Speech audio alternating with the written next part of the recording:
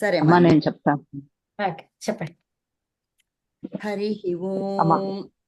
ఓం వాంగ్మే మనసి ప్రతిష్ఠిత మనో మే వాచి ప్రతిష్ఠితం ఆవిరావిర్మయేధి వేదస్య ఆణిస్తః శ్రుతం మే మా ప్రహాసీః అనేనాధీతేనాహోరాత్రాన్ సందధామి రితం వదిష్యామి సత్యం వదిష్యామి తన్మామవతు తద్వక్తారమవతు అవతు మాం అవతు వక్తారం అవతు వక్తారం.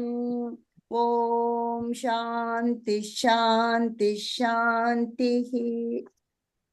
సర్వేభ్యః సుప్రభాతం. నమస్కారం. ఓం నమస్తే అండి అందరికి. మనము నమస్తే మాన్వి. అదేంటి మన 12వ మాహేశ్వర సూత్రం ఏంటిది? కపై. కపై. సో కపైలో ఎన్ని ప్రత్యాహారాలు చేశారు? మనం 5 చేసామండి.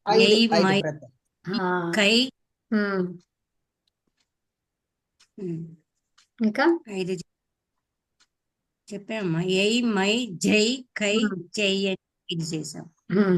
సో ఈ 5 ప్రత్యాహారాలు చేశారు మన ఋషులు కదా. సో దాంట్లో మనం చెప్పుకున్నవన్నీ మనం 3 దాకా చెప్పుకున్నామా. ఎయ్ మై జై వరకు చెప్పాలి. ఇంకా ఎన్ని ఉన్నాయి? ఇప్పుడు ఖై చెప్పాలా చై చెప్పాలి? ఇప్పుడు ఖై చెప్పాలి. అవునా? 2. సో ఇప్పుడు 12వ మాహేశ్వర సూత్రంతో 5 ప్రత్యాహారాలు చేశారు. మనము మై వరకు యై మై జై చెప్పుకున్నాము. జైతో ఏం సూత్రం చెప్పుకున్నాము? జయో హోన్యతరస్యం అనే సూత్రం జయో హోన్యతరస్యం. జయో యోన్యతరస్య. జయో యోన్య కాదు, జయో హోన్య. జయో హోన్యతరస్య. సో జయో హోన్యతరస్యం ఏం చెప్పింది? జై ప్రత్యాహారం తర్వాత ఏముండాలని చెప్పింది? జై వర్ణము తర్వాత హకారం ఉంటే హకారం ఉంటే ఆ హకారానికి వికల్పంగా పూర్వ సవర్ణము అంటే వర్గ చతుర్థ వర్ణము ఆదేశంగా వస్తుంది. ఉత్తమం ఉత్తమం. సో దానికి ఉదాహరణ ఏం చెప్పుకున్నాము? వాగ్ హరిహి. ఏంటి ఫస్ట్? వాగ్ హరిహి అవుతుంది. అంతే, అక్కడి నుంచే చెప్పండి. వాగ్ హరిహి. సో ఇక్కడ వాగ్లో ఏంటి? గకారం వచ్చేసేసి జై వర్ణము. జై వర్ణం. దాని తర్వాత ఏముండాలి? హకారం ఉండాలి. హకారం ఉందా మనకి? హరి. సో అప్పుడు ఆ హకారం ఏం కావాలి? 4వ వర్ణంగా కావాలి. 4వ వర్ణము దేంట్లో నుంచి 4 అంటే జై ఏదైతే ఉందో మనకి, జై అనేది ఏంటిది? గా. సో అదే వర్గములో 4వ వర్ణం ఏంటిది? అది మహాప్రాణ ఘకారం. సో ఏమైపోయింది? అది వాఘరి. ఏమైంది? వాఘరి అయింది. అది వికల్పం అని చెప్పుకున్నాము కదా. అన్యతరస్యం అంటే వికల్పము. అవునా? వికల్పము వచ్చేసింది. సో వికల్పము లేకపోతే ఎలా ఉంటది?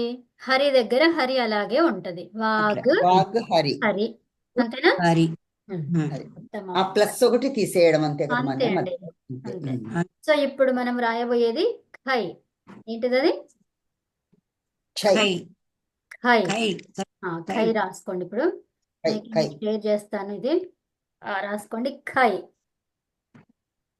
ఏం ప్రత్యాహారం? అది ఖై ప్రత్యాహారం.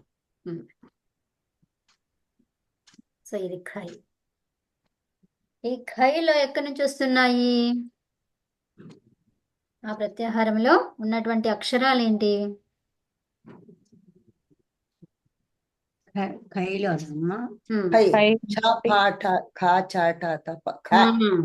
11వ సూత్రం నుంచి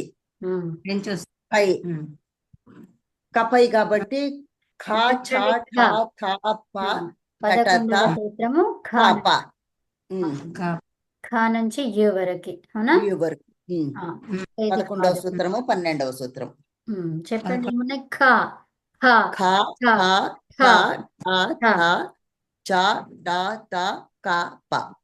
అంటే ఎన్ని వర్గం యొక్క మొదటిది రెండవది హా, వర్ణం. రెండు ఒకటి మనం ఇట్లాగే రెండు. చెప్పుకోవాలి. ఓకే, రెండు సరే ఒకటి. మన రెండు ఎందుకంటే ఒకటి వర్ణం. పైనుంచి ఓకే. కిందికి వెళ్తున్నాం మనం కదా, సో అందుకని మాన్య. అదే ఆర్డర్ గుర్తు పెట్టుకోవాలంటే ఆ, 2 1 ఏం చెప్పాలి? వర్గాల యొక్క రెండవ అక్షరము మొదటి అక్షరం అంటే ఏంటి? అలాగే మాన్య. వర్గం యొక్క మొదటి రెండు అక్షరాలు అలా చెప్పాలి. వర్గం లేకపోతే యొక్క మనం మొదటి చెప్పేప్పుడు రెండు. అదేనా? అంతే ఓకే. మాన్య. సో ఈ వర్గ ప్రథమ ద్వితీయ వర్ణాలు అవునా? ఉమ్. అయితే అది రాసేసుకోండి. రాస్తున్నాము. ఈక్వల్ టు ఏం రాస్తారు ఇక్కడ? కపై. ఇది మొత్తం రాసారా కంప్లీట్ గా మంచిగా? రాస్తున్నాం మాన్య. 12వ మాహేశ్వర సూత్రము కపై. ఒక్క నిమిషం మాన్య రాస్తున్నాం. ఇక్కడ ఏదైతే ఉందో ఇది రాయండి. 12వ మాహేశ్వర సూత్రం కపై. ఈ సూత్రంతో 5 ప్రత్యాహారాలు చేశారు. అందులో ఖై ప్రత్యాహారము. 4వది ప్రత్యాహారం ఏంటిది? ఖై.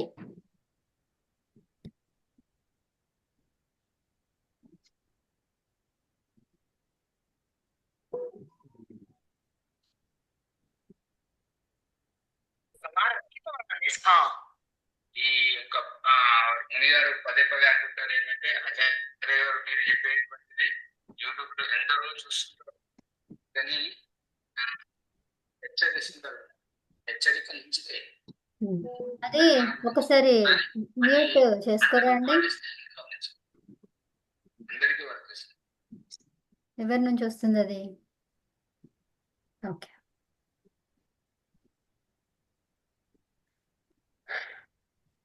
రాసారా? రాస్తున్నాం మన్నించేది. 12వ మాహేశ్వర సూత్రం కపై. ఈ సూత్రముతో 5 ప్రత్యాహారాలు చేశారు. ఇందులో ఇప్పుడు 4వ ప్రత్యాహారము ఖై. రాసారా? ఖై. 4వ ప్రత్యాహారం ఏంటి? ఖై. రాసిన తర్వాత ఖై ఈక్వల్ టు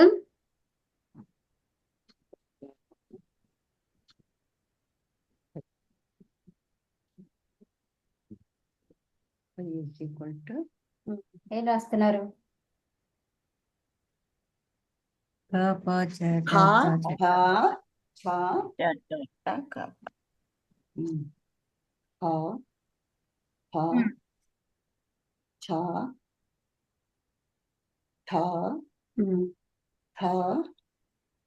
మనం ఇట్లా హల్తో రాయాలి కదా.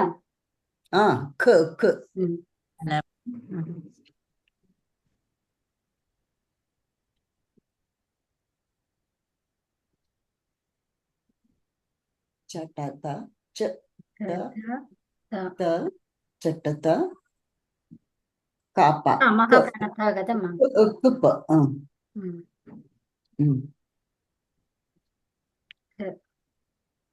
తర్వాత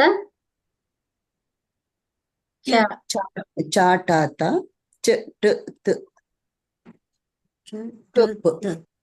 కుప్పు. 11 12 సూత్రాలు. సో ఇప్పుడు ఏం రాశారు? నేను ఇంకా షార్ట్ కట్ గా 11వ సూత్రం 12వ సూత్రం, లేదంటే వర్గ ప్రథమ వర్గ ద్వితీయ. వర్గ ప్రథమ ద్వితీయ. మొత్తం ఎన్ని వర్ణాలు ఇవి? 10. 10 వచ్చినాయేమో. 10 వచ్చాయి. ఓకే, సో ఇప్పుడు రాసుకోండి. దీని తర్వాత ఈ ఖై ప్రత్యాహారము అష్టాధ్యాయిలోనే మీకు ఇది పరిచయం ఉన్న సూత్రమే. ఇంతకు ముందు మనం పుమః కయ్యం పరే కదా. ఉత్తమం, సూపర్. పుమః కయ్యం పరే. ఈ ప్రత్యాహారము ఇప్పుడు మనకి ఆ లెసన్ ఎక్కడుంది? నేను ఇప్పుడు పంపించాను గ్రూప్ లో. ఇప్పుడు పంపించాను. అదే ఆ డెఫినేషన్ ఏముందో అదే చెప్పాలన్నమాట. ఓకేనా? 8 3 6 అనే సూత్రంలో వచ్చింది. పుమః ఖయ్యం పరే. పుమః ఖయ్యం పరే. 8 3 6 అనే సూత్రంలో వచ్చింది. 8, 3, 6 ఉమ్. ఈ ప్రత్యాహారం అష్టాధ్యాయిలోని 8, 3 ఇక్కడ 6 8, 3, 6 సో 8, 3, 6 కదా. హుమహ ఖయ్యం పరే సూత్రం యొక్క విభక్తులు కదా. చూడండి ఇది తర్వాత రాదురు. హుమహ అనేది ఎందులో ఉంది చూడండి. 6 షష్ఠి ఏకవచనం, ఖయి అంటే మీకు కనిపిస్తుంది కదా, నేను సప్తమి ఏకవచనం, సప్తమి కనిపి ఓకే ఓకే.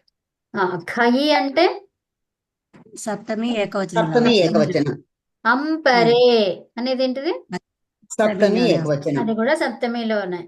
అవునా. అనువృత్తి ఏమవుతుంది అక్కడ, రి సారీ రు ఏంటి రు రి అట్లానే చెప్పకుండా రు, దీన్ని ఏమనాలి రు, ఆర్ యు రు అంతే ఇంకా. సో ఇప్పుడు మనకి ఇలా పలికే అవసరము లేదు, ఇలా రి అని అట్లా పలికే అవసరం లేదు అక్కడ. అవునా. రు అంతే. ఖై ప్రత్యాహార వర్ణాలు ఏంటో ఇప్పుడు చూసుకున్నాం కదా. అన్ని రెండు వర్గాలలో అన్ని వర్గాలలో మొదటి 2 అక్షరాలు కదా. సో అవే 10.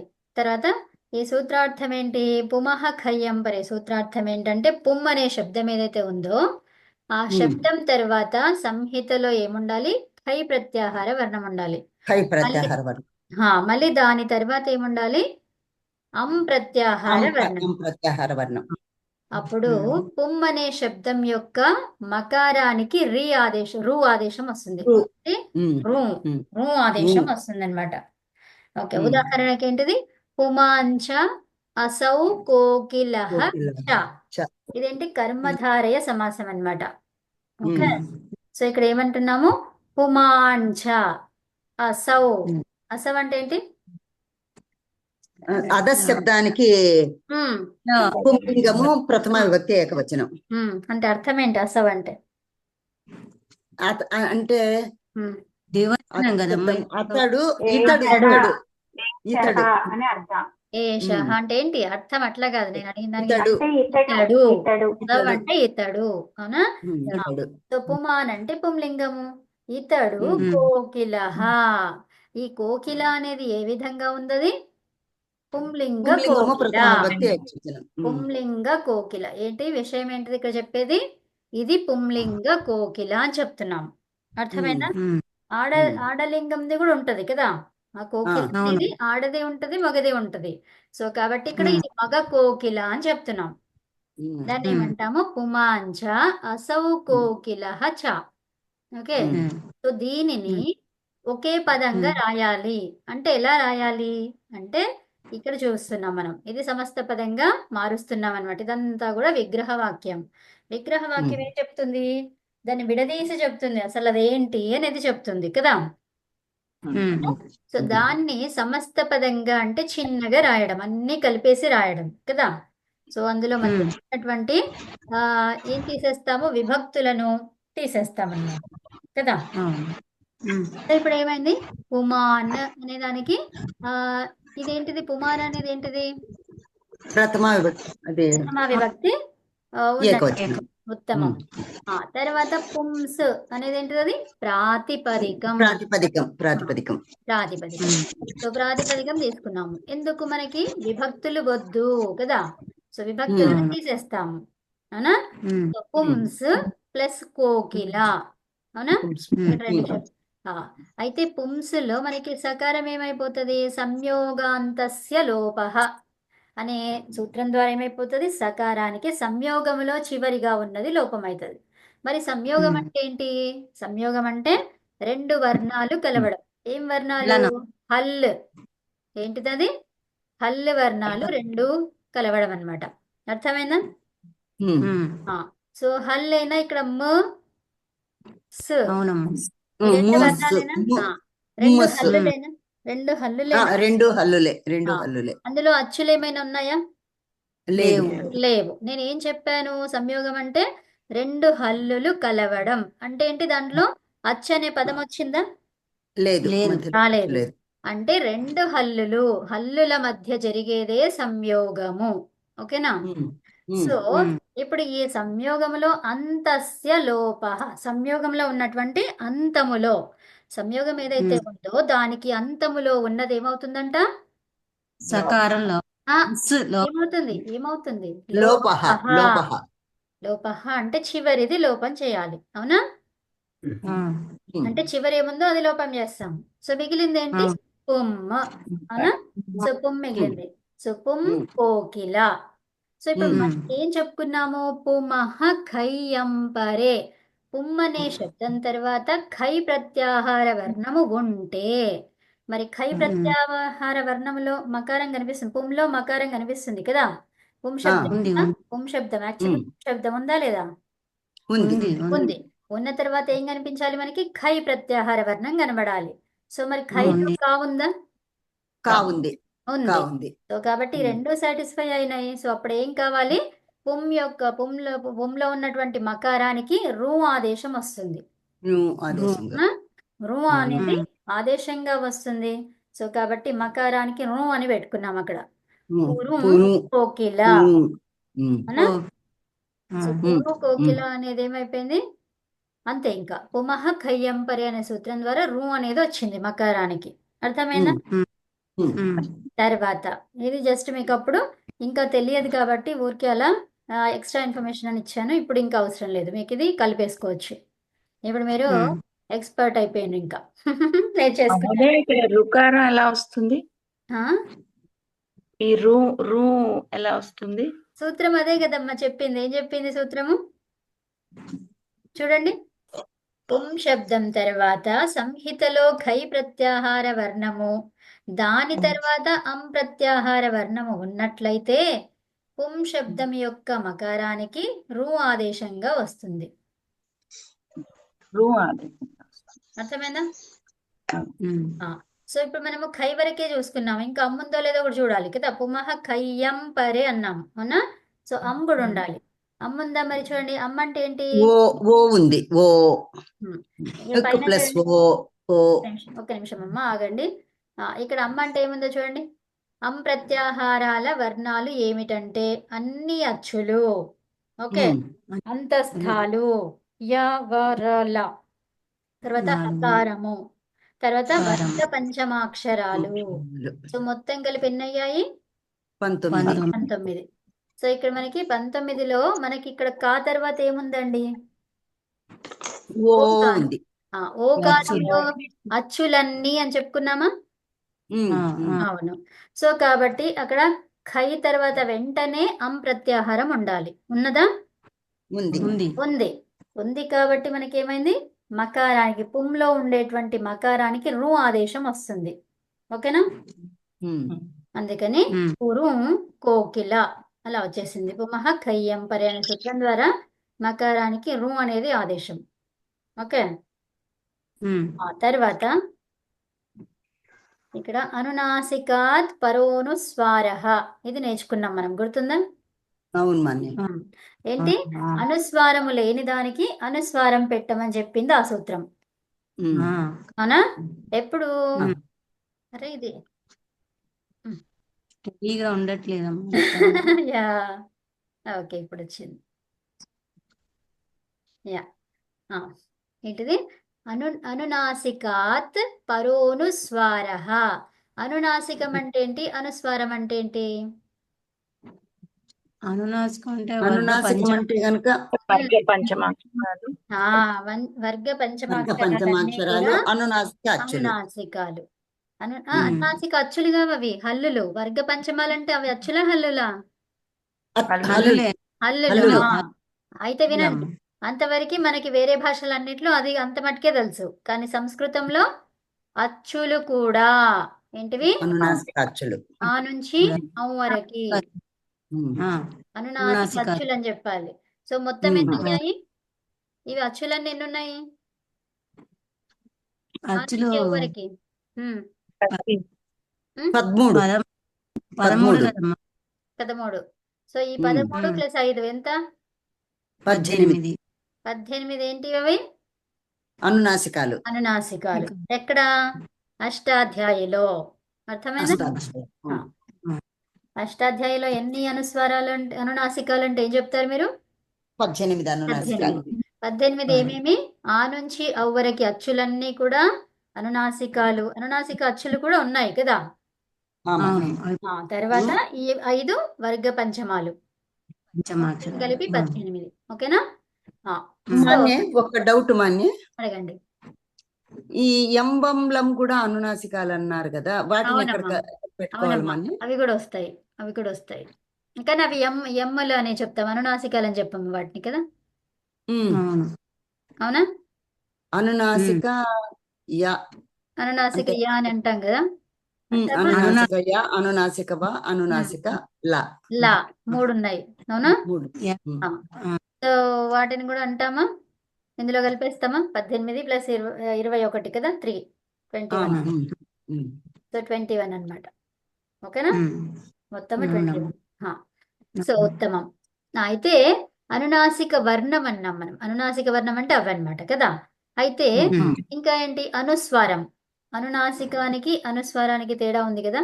అనునాసికం ఏంటో చూసుకున్నాం ఇప్పుడు. ఏంటివి అవి? 21. అవునా? అనుస్వారాలు ఏంటివి?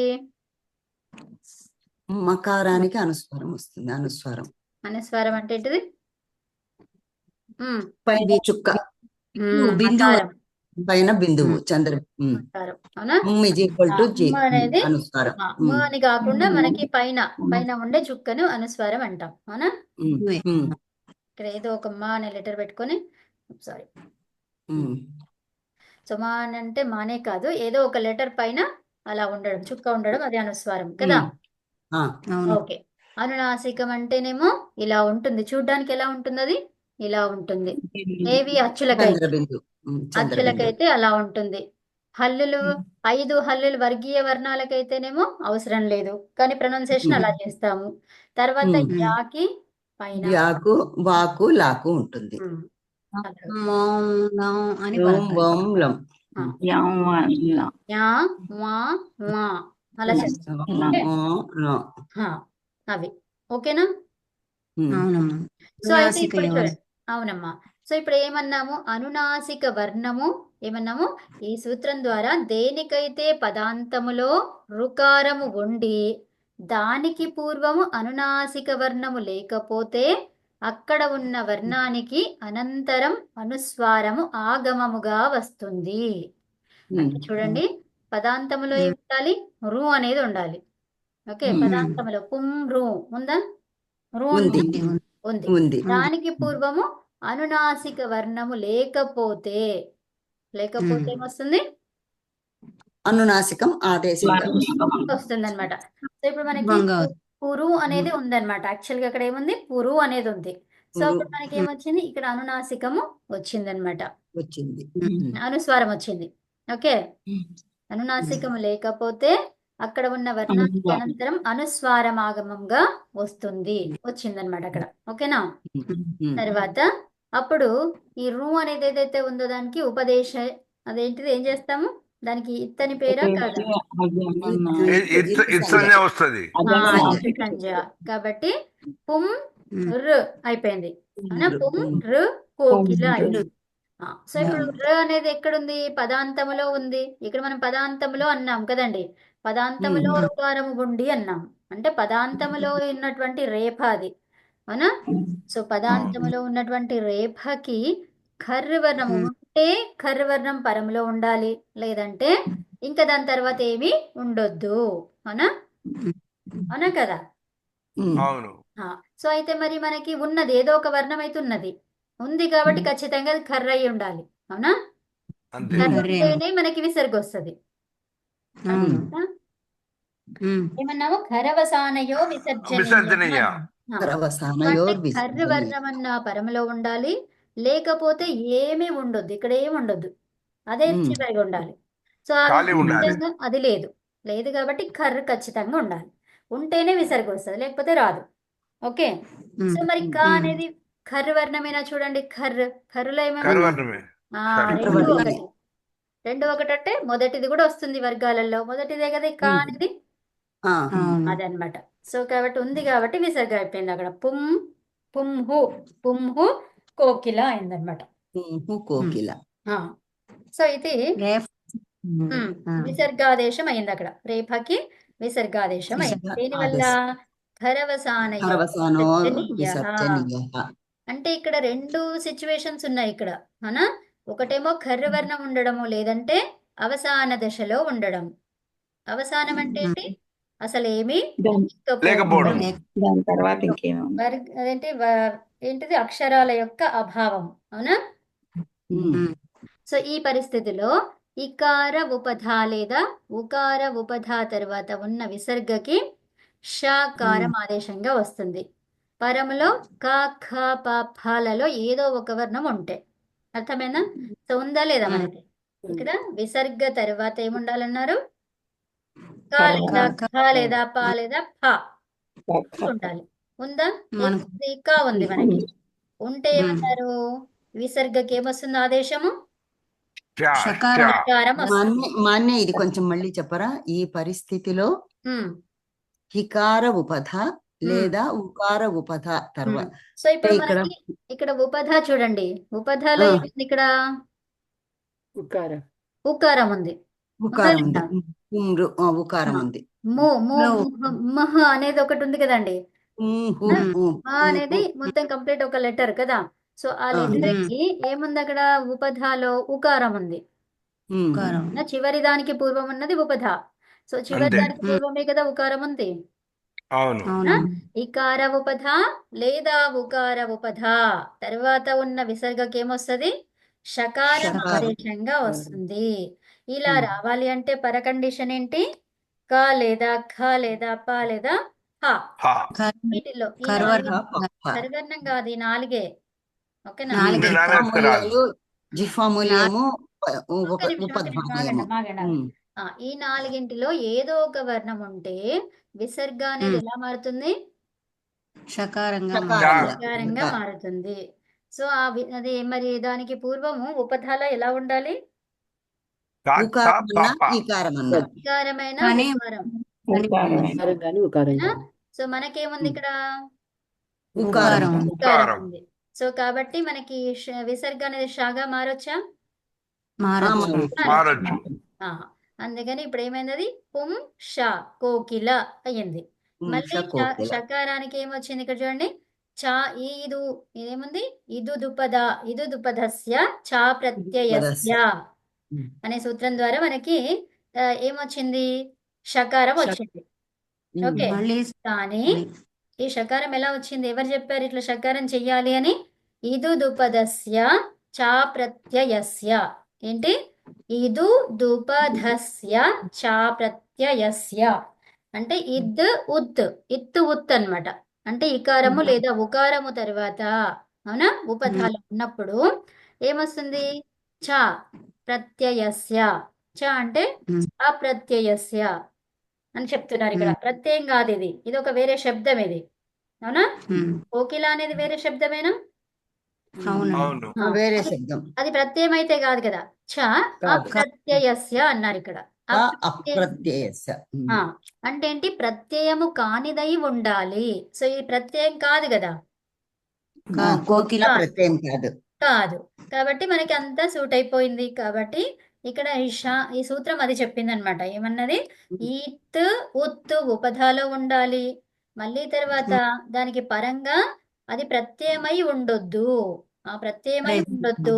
మళ్ళీ క ఖ ప ఫలతో మొదలవ్వాలి. ఏదైతే పదం ప్రత్యయం కాకుండా ఇంకేముంటది? ఇక పదమే ఉంటది కదా, శబ్దమే ఉంటది. సో శబ్దము ప్రత్యయం కలిస్తేనే పదం అవుతుంది కదా.